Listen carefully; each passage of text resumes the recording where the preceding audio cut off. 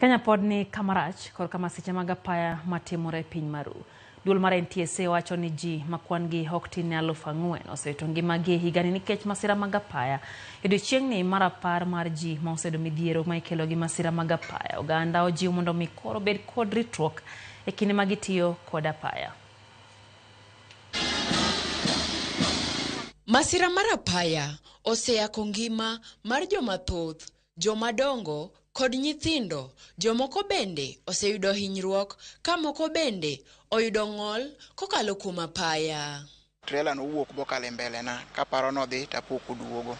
Seche mano duogo to jowo bas kama nakete oko mar ndara to ngiele ndara to chako ngielo kendo chako ngielo nyaka loka makocha.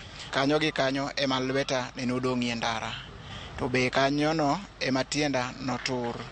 Jogo moseyudore e midhiero mag masira mag apaya ni kod lit. Kamano en ranyisi kaka ngima nyalo lokore ataro e kinde ma ng'ato yudo ng'ol kokalo kuom masira mag apaya. Abed kaka ne ancha. Nyathina do bede boarding. Nyathina do bede ngima mana gidakie kapudi ne po gidake kapok ayudo ajali. Koro to ka ajali no osebedo weche mang'eny. Gik moko kosedhi kaka idwaro.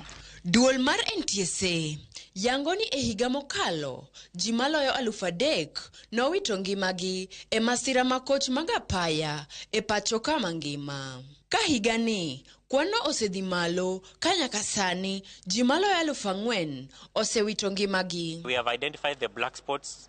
What we are doing at the moment is operationalization of the recommendations of the CTSE committees, which are county specific.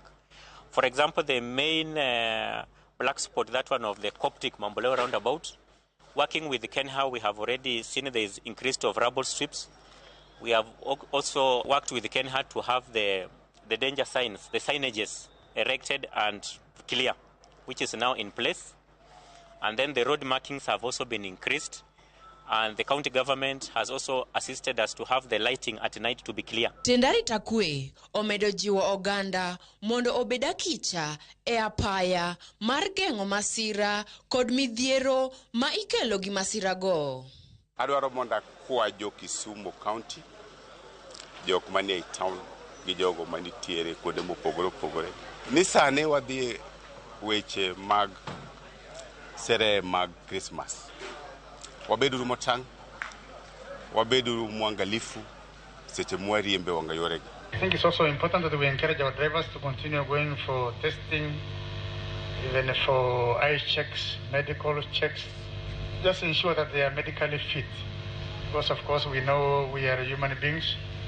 I think a driver is only allowed to drive for 8 hours continuously. After the 8 hours, I think you should take a rest because many of them are usually fatigued.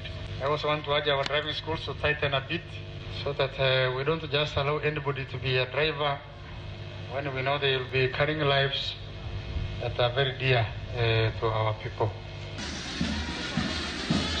Arogo Veronica, Ramogi TV.